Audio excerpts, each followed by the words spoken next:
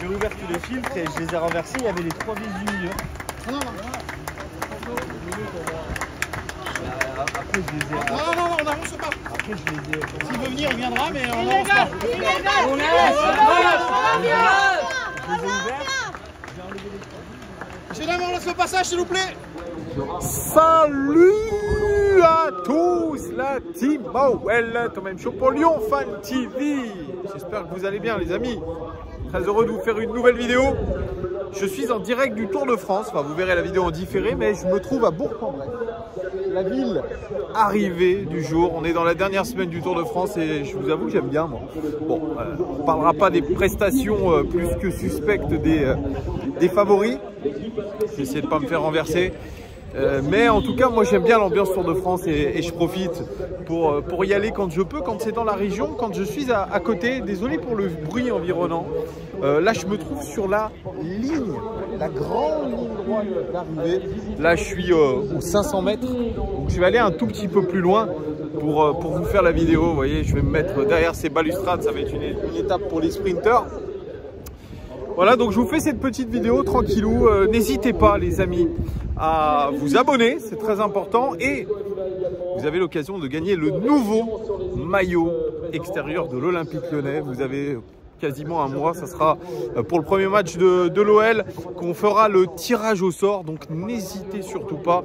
Vous devez aller dans l'onglet communauté de la chaîne. Vous devez mettre un maximum de commentaires et surtout être abonné à la chaîne. Ça, c'est important. On vérifiera tout ça. Bonne chance à vous. Donc vidéo OL Lily Mercato sur le Tour de France. Alors hier l'OL, vous avez pu voir le débrief de notre match. Ils ont perdu 1-0 nos Lyonnais. On est évidemment extrêmement déçus de tout ça. Il n'y a pas grand chose d'intéressant. Ce que je retiens notamment des paroles de Laurent Blanc et d'Anthony Lopez, c'est qu'en gros on a travaillé le physique et pas la tactique. Et qu'on attend le retour des internationaux U21 pour pouvoir travailler la tactique. Moi, je trouve ça quand même très particulier. Je me dirais ce que vous en pensez, de vouloir travailler la tactique uniquement après cette première session de 10 jours. Franchement, moi, je suis un petit peu dubitatif par rapport à tout ça. Je me suis un peu éloigné à cause du bruit, parce que sinon, vous allez à rien entendre du tout. Donc, je me mets un petit peu à l'écart. Donc, moi, je suis un petit peu dubitatif, les gones, de tout ça, de cette fameuse... on travaille à fond le physique.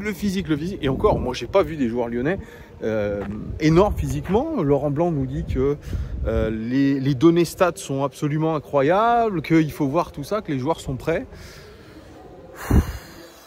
Difficile à dire pour l'instant. Le retour des internationaux U21 se fera lundi, sauf Maxence Cacré, me semble-t-il, parce qu'il est blessé à la main. Donc voilà, travailler pas la tactique mais que le physique pendant plus de 10 jours. Je vois pas l'intérêt, mais bon, voilà, on va essayer de faire confiance quand même à Laurent Blanc. Alors cette vidéo OL Daily Mercato, les amis, important, puisqu'il y a de l'actualité Mercato, notamment pour Bradley Barcola. Bradley Barcola, comment? Pas encore.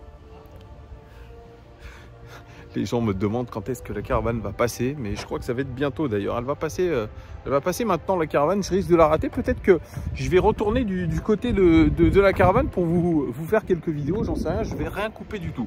Donc je vous disais, Bradley Barcola est courtisé par le PSG. Ça, j'en ai déjà fait des vidéos. Il y en a certains qui ne veulent pas le croire, mais les informations ne sont pas très positives pour notre attaquant, en tout cas pour notre désir de supporter, en tout cas, puisque Bradley Barcola a un intérêt, je dirais, majeur de la part du Paris Saint-Germain. Il a changé d'agent. Il est aujourd'hui patronné par Jorge Mendes, le fameux agent de Cristiano Ronaldo, très influent, Jorge Mendes. Et il y a eu une prise de contact avec l'entourage qui s'est révélée positive, selon les dires de Fabrizio Romano. Donc c'est pour vous dire que ça va être compliqué. Ça va être compliqué de garder Bradley Barcola. L'OL ne veut pas le vendre. Il n'y a pour l'instant pas de prix officiel à Bradley Barcola, mais on se doute que le prix ne sera pas forcément trop élevé pour un joueur qui a fait que 6 mois en professionnel à l'Olympique Lyonnais. Donc c'est pour ça que je pense que ça sera compliqué. Et quand en plus on lit que les contacts avec la famille et l'entourage de Bradley Barcola étaient positifs, je pense que voilà, dans sa tête, il doit être en train de vriller, Bradley Barcola, surtout qu'il a un intérêt fort du PSG, qu'il a eu soi-disant Luis Enrique au téléphone. Ça a fait bondir certains qui disaient mais comment c'est possible qu'un joueur sous contrat avec une équipe puisse avoir un coup de téléphone d'un coach. C'est ça qui paraît incroyable quand même. Donc Bradley Barcola, il va falloir s'y attendre à le voir partir. Franchement les gones, je suis dubitatif. Il y en a qui disent comment ça se fait qu'il avait juré qu'il resterait à l'OL, qu'il a envie de faire une saison en tant que titulaire, etc., etc. Oui, mais il y a l'argent, les amis. L'argent, ça fait tout. Quand on vous propose un contrat avec, je pense, un salaire entre 5 et 600 000 euros par mois, je pense que vous allez vite écouter et vous allez être vite dans l'idée de rejoindre le PSG. PSG, on peut dire ce qu'on en veut, hein. C'est vrai qu'il y a beaucoup d'échecs européens. C'est vrai aussi, il y a beaucoup d'échecs européens. Mais ça reste un très gros club. Ça reste un club qui joue la Ligue des Champions. Donc, forcément, Bradley Barcola, il ne va pas être insensible à tout ça. Son entourage non plus. Et puis, il a quand même un entourage qui est pas insensible et qui va forcer pour qu'il parte au Paris Saint-Germain. En tout cas, ça fait le forcing. Et quand on parle déjà de tout ça en disant ça fait le forcing, eh bien, moi, je ne serais pas des plus optimistes. Deuxième information, Mercato. Foot Mercato semble comprendre et savoir que Castello Luqueba va possiblement être transféré à Leipzig. Plus trop de nouvelles de ce côté-là, du transfert de Castello à Leipzig, puisque la sanction de la DNCG faisait qu'on pouvait imaginer que l'OL bloque le joueur à l'OL. Mais Leipzig, qui est en train de faire un mercato de folie, va formuler une offre à hauteur de ce que voudrait l'Olympique Lyonnais, à savoir 35 millions d'euros. Ça sera aussi difficile de résister à 35 millions d'euros, surtout dans la situation actuelle où on va essayer de trouver des occasions de renflouer les caisses et ensuite de reconstruire en étant malin. Donc Castello Luqueba, Barcola, ça va être très chaud les gones de les garder. Vraiment, il va falloir être je dirais très persuasif du côté de l'OL pour les garder, ou en tout cas faire preuve de fermeté. Mais moi je n'y crois pas trop. Vous me direz en commentaire ce que vous pensez de tout ça. Il n'y a pas de nouvelles de Chelsea pour Ryan Cherki, mais on peut imaginer aussi que Chelsea pourra mettre une somme très conséquente sur Ryan Cherki. Donc on risque de perdre Barcola, Cherki, Luqueba, et ce n'est pas fini. Nous sommes que mi-juillet, un peu plus de mi-juillet plutôt, et on peut s'attendre à beaucoup de choses. On n'entend plus de rumeurs sur les arrivées, on entend que des rumeurs sur les départs à l'OL, et c'est ça qui est un petit peu inquiétant. On verra ce qui va se passer. Voilà, on a des joueurs à dégraisser, c'est vrai, on a beaucoup de joueurs à dégraisser, mais ce n'est pas ces joueurs à dégraisser dont on a des offres. Et oui, évidemment, on n'offre pas des sous à des joueurs qui sont en perdition, des joueurs qui sont dans le dur physiquement, qui sont dans le dur dans leur carrière. Et on peut comprendre qu'on ne veuille pas des branlots, entre guillemets. On a vu que Karl Toko Ekambi était retourné à Lyon, voilà, parce qu'il a une petite douleur au genou. Il n'est plus la priorité de Fenerbahçe selon les médias turcs. Là, ça va être compliqué aussi. Il risque d'être un indésirable. Donc, on a 27 joueurs dans le groupe professionnel sous contrat. Il va falloir se séparer d'un certain nombre d'entre eux. Et on va se séparer probablement de ceux qui ont la plus grosse valeur marchande. C'est aujourd'hui la loi de l'offre et de la demande, hein, tout simplement. On va essayer de prendre le maximum d'argent sur ces joueurs-là, mais il faut s'y attendre. Les Gones, on est obligé de se dire qu'on va perdre des joueurs importants, mais on va devoir essayer de reconstruire en étant malin, avec des offres de prêt, avec option d'achat, des choses comme ça. On va devoir bosser comme ça, et je fais confiance à l'OL et à Mathieu Louis-Jean pour bosser en interne, dans la discrétion, pour pouvoir faire tout ça. Mais c'est vrai, ce qu'on a vu hier, c'était quand même pas très positif, hein, avec des joueurs qui, moi, je trouve, il y a un manque d'envie, il y a un manque de beaucoup de choses. Il y a un manque tactique. Alors ça aussi, je me répète, mais pas travailler la tactique pendant 10 jours de stage à l'étranger. Le stage de pré-saison, bah, ça me paraît compliqué aussi, d'imaginer un stage sans tactique. C'est même ubuesque. Je ne vais pas me répéter, voilà. Moi je pense que Laurent Blanc est responsable, encore une fois, de tout ça.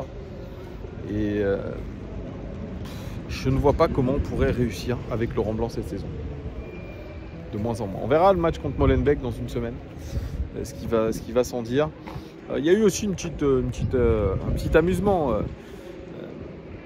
Juninho serait, c'est beaucoup de conditionnels, le conseiller de John Textor pour tout ce qui concerne le marché brésilien. Et c'est lui qui aurait conseillé à John Textor de donner l'intérim de Botafogo à Caçapa. Chose que Juninho a démenti. Alors tout le monde s'est dit, oh là là là là, retour de Juni. Non, moi j'en veux pas. Voilà, je suis désolé, je ne veux pas du retour de Juni. Déjà que j'en ai marre de toute cette direction de l'OL, avec tous ces mecs qui étaient sous les Rolas, en train de se la palucher, de se pavaner. La République des copains qui est toujours là. Alors non, si c'est pour reprendre Juninho, c'est un grand nom. D'ailleurs, Jean-Michel Aulas, qu'on entend beaucoup dans les médias actuellement. Il a fait une tribune. Il a fait une tribune, oui. Ouais, il a fait une interview dans le journal de la Tribune où il tire un petit peu à boulet rouge sur John Textor. Il dit qu'il suit la situation de près, qu'il la suivra toujours de près. Bon, je veux bien qu'il ait encore 9% des actions de l'Olympique Lyonnais, mais je m'interroge sur ses sorties, sur le fait de tirer sur le nouveau propriétaire. Je m'interroge vraiment, je m'interroge sur le fait qu'il veuille réguler le football, sachant qu'il a dit dans cette interview qu'en fait son premier choix, ce n'était pas John Textor, mais c'était Foster Gillett qui voulait payer en crypto-monnaie. Voilà, encore un profond paradoxe de la part de Jean-Michel Aulas. On n'en est pas à ça près avec lui. Je pense, moi, je le redis, qu'en interne, il y en a qui jouent contre l'institution OL, contre John Textor. Il y a des taupes, il y a des entreprises de déstabilisation, et c'est bien de la faute aujourd'hui de John Textor d'avoir voulu maintenir tous ces directeurs généraux en place. Quand on veut partir sur un nouveau projet, on fait table rase du passé et on part avec des nouvelles personnes, un nouveau coach notamment. Ça, je ne cesserai de le répéter. Voilà les gars, ce que je pouvais vous dire de tout ça, de l'actualité de l'Olympique Lyonnais, de ces rumeurs mercato, OL Daily Mercato. Je vais vous poster la vidéo tout à l'heure. Je redescends direction la ligne d'arrivée. La ligne d'arrivée, peut-être que je vous mettrai d'ailleurs une vidéo avec les coureurs qui arrivent, comme ça, on va voir. On va voir, peut-être que je vous mettrai ça en fin de vidéo. Voilà, c'est... Hop, je me mets là. Elle est quand même, c'est une vraie ligne droite de sprinter, les gars. Donc, pas mal du tout, hein. On est bien, on est bien. On est bien. C'est pas mal du tout. Là, derrière, vous voyez, c'est tout au bout. Donc, c'est assez incroyable. Voilà. Allez, les gars, je vous fais des gros bisous. Merci en tout cas de votre soutien. Et à très très vite. Ciao.